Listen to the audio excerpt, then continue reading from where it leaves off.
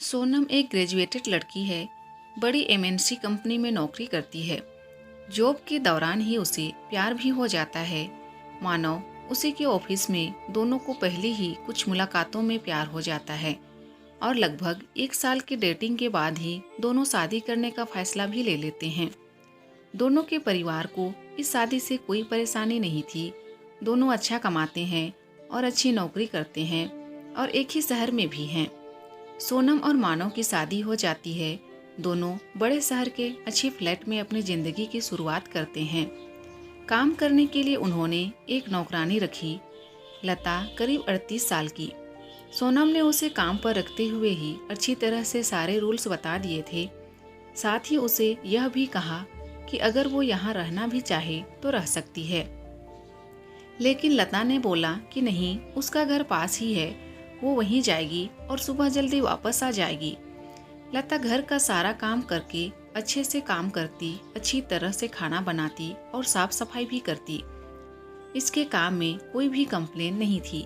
शादी के करीब 7 महीने बाद ही सोनम और मानव के बीच झगड़े होना शुरू हो गए। हर छोटी छोटी बात पर झगड़ा होने लगा। पहले तो झगड़ा छोटा हुआ करता था, जो थोड़ी सी बात से शुरू होकर खत्म हो जाया करता था, लेकिन फिर कभी कभी इन दोनों में कई दिनों तक बात नहीं होती। ऑफिस की बातें भी उनके झगड़े का एक प्रमुख कारण रहती थी। उन दोनों को लगने लगा कि उन्होंने एक दूसरे से शादी करके गलती कर दी।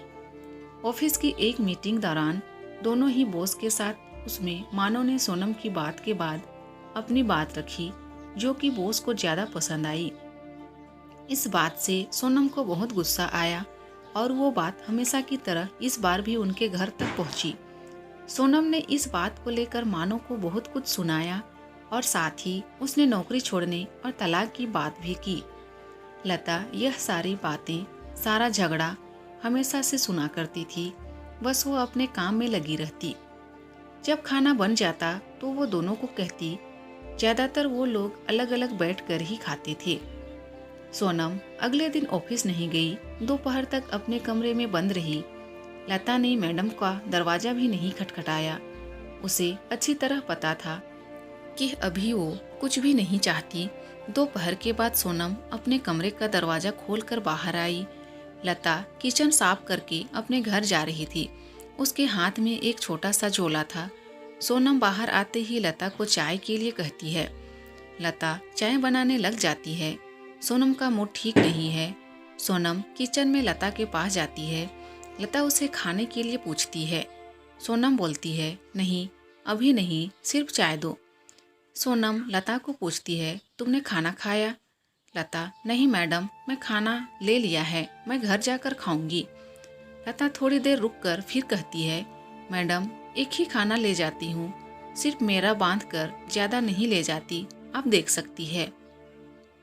इतना कहकर लता अपना झोला खोलकर दिखाने लगती है। सोनम, अरे कोई जरूरत नहीं है, ठीक है। लता फिर मैडम को चाय देती है। लता को थोड़ा सा डरा हुआ और झिझका हुआ देखकर सोनम उससे और बात करती है। सोनम, अच्छा लता, तुम कहाँ रहती हो? मैडम, यही थोड़ी दूर पर ही मेरा घर है। सोनम, तुम्हारे पति क्या करते हैं? लता, वो कुछ नहीं करते मैडम, वो अभी कुछ कर नहीं सकते। लता थोड़ा रुकती है और पलक झपका कर कहती है, उनको लकवा आया है, उनका बायां शरीर काम नहीं करता, ठीक से बोल भी नहीं पाते। सोनम, अरे तुमने कभी बताया नहीं, फिर घर दवाई यह सब तुम ही संभालती हो। लता, हाँ मैडम, 2 बच्चों की पढ़ाई छोटे स्कूल में है, लेकिन मैं चाहती हूँ कि वो पढ़ाई करे। हमेशा से मेरी उनके खाने के बाद खाने की आदत है, इसलिए पहले उनको खिलाऊंगी, फिर मैं खाती हूँ, इसलिए सुबह शाम का खाना ले जाती हूँ। सोनम लता की बातें सुनकर हैरान रह जाती है। उसे पता नहीं था कि लता इतनी साहसी है और कभी भी उसने अपने चेहरे या काम से यह लगने नहीं दिया। लता फिर कहती है, मैडम, मैं आपसे कुछ कहना चाहती हूँ, आप बुरा ना मानो तो। सोनम ने तुरंत ही जवाब दिया, हाँ कहो ना प्लीज।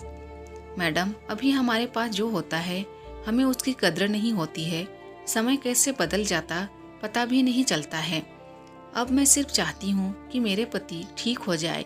अभी तक मेहनत में से मुझे कुछ परेशानी नहीं है, लेकिन अभी मेरी सिर्फ एक ही इच्छा है कि बस वो ठीक हो जाए, मुझसे फिर वैसे ही बातें करे, वैसे ही अपने पैरों पर ठीक से चल सके, बच्चों को गले लगा सके, बाकी कुछ भी नहीं चाहिए। लता अपनी बात ठीक से समझा नहीं पा रही थी, लेकिन सोनम समझ रही थी कि वो क्या कहना चाहती है। उसकी बातों को सुनकर सोनम को रोना आ गया। उसने लता का हाथ पकड़ा और कहा कि कभी भी तुम्हें लगे कि कुछ ज़रूरत है तो बेझिझक मुझसे बोलना। लता ने हाँ में सर हिलाया। कभी कभी जो बड़े बड़े लोग हमें नहीं सिखा सकते वो जिंदगी सिखा देती है। सोनम की आंखों पर लगा पर्दा जैसे हट गया। उसे समझ आया कि उसके पास भगवान की दिया बहुत कुछ है। पल भर में ही जैसे उसकी सारी नाराजगी, गुस्सा ना जाने कहाँ चला गया। जिस पति का वो मुंह भी नहीं देखना चाहती थी, अब उसके आने का इंतजार करने लगी। शाम जैसे तैसे आई। दरवाजे पर जैसे ही बेल बजी, वो दौड़कर गई और दरवाजा खोला। सामने मानो को देखकर रोते हुए उसके गले लग गई और सॉरी बोला।